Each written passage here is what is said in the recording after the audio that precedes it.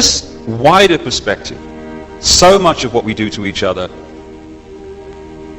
must have the rest of creation shaking their heads in disbelief. The fact is that someone born in the United States is not more special than someone born in Mexico. Someone born in London is not more special than someone born in Liverpool. Someone who is white is not more special than someone who is black. They're just vehicles for the consciousness to experience. If you go down to the seashore and you pick up a droplet of water in your hand, how can anyone say that that droplet is any more or less special than all the other billions and trillions of droplets you see in the ocean before you?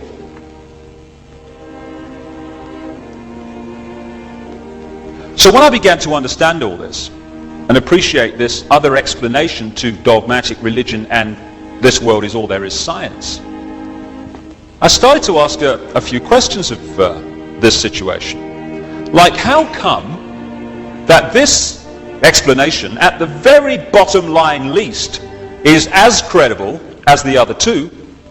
How come the other two get guaranteed airtime, often no questions asked, here's your airtime, say what you like, and the alternative to both of them is ridiculed, condemned, or suppressed by reflex action?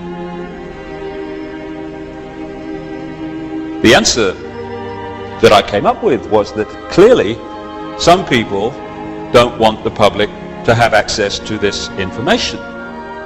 But who and what and why? And I began to ask other questions. Like, I don't know about you, but I've met a lot of people in my life, and I can't, to my knowledge, recall anyone who wanted a war, who had any interest in wars, who felt that wars were anything but horrific and to be avoided. So I thought, how come the world's been awash with wars throughout the century? Who's behind them? Or what? Or why? Then I kind of looked at this economic system that controls the world. An economic system that is so sane that the more successful it is in its own terms, the quicker it destroys the planet. It's the perfect environmental and human assassin. It insists every year that we take more from the earth even quicker, turn it into even more things, sell even more things, consume even more things, throw away even more things, to worship the real God of the modern world, economic growth. It insists that every year 20% of the people of the world consume 80% of the resources, while leaving the other 80% to get by on the other 20%. Crazy. Of course it is.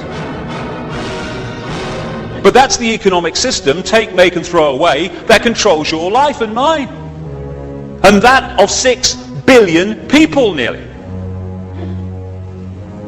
So I thought, what's behind this self-destruction?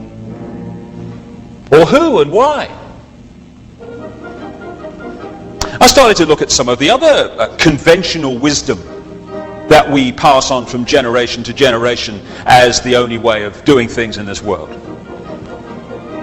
The wisdom that says, even though the economic system that I've just described is dismantling this planet, you ask a politician of any party anywhere in the world, what do we do to get out of this environmental situation? And they will say we must have more growth to raise the money to spend on the environment.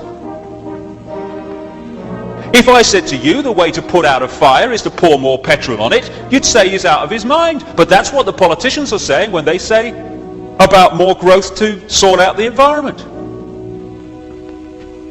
It's conventional wisdom, but it's fine to treat animals as mere commodities, to be made as fat as possible, as quick as possible, on as little food as possible. To condemn every year billions of animals to a lifetime of pain, fear and suffering in the name of economics. You're sane if you judge your success in healthcare not by how many people are healthy, but by how many diseased people you manage to treat. We're treating more patients than ever before. Why? Why are so many people ill? It's conventional wisdom that rising house prices are a sign of economic success when thousands are homeless because they can't afford them. You're sane if you think it's fine to support a system that is so successful that every year it turns out more suicide, alcoholism, drug taking, homelessness, pain, stress, fear and suffering in all its forms. We'd be in real trouble if this system wasn't working, wouldn't we?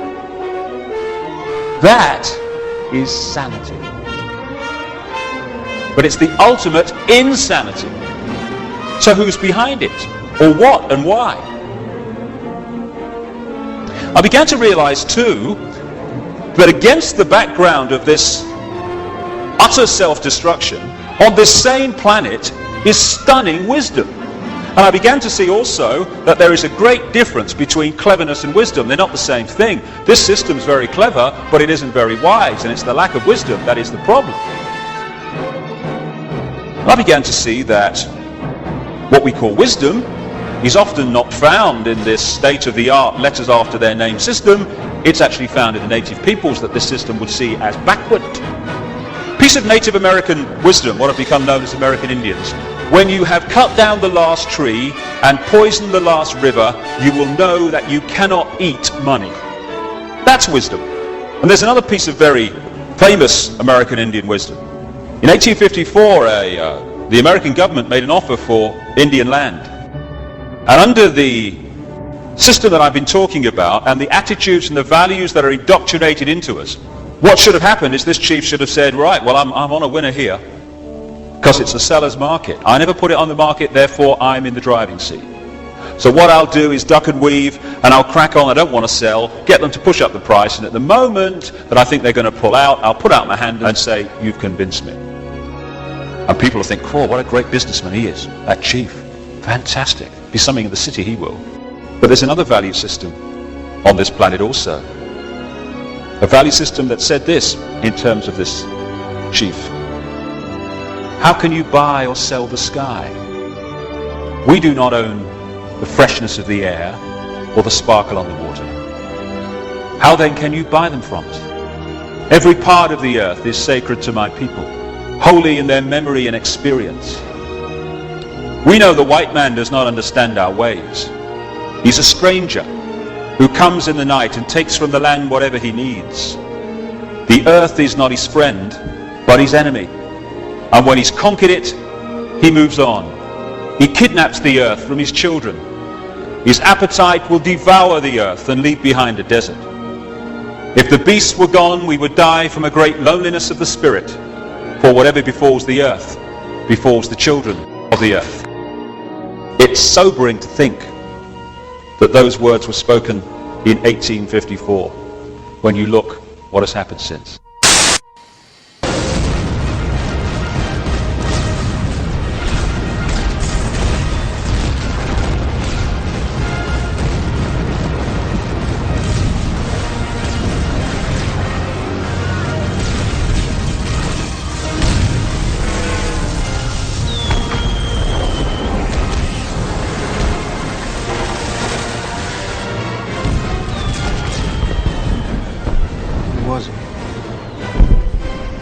Who's Edmund Dantes? And who's my father? And my mother? My brother? My friend? Who is you? And me? Who's all of us?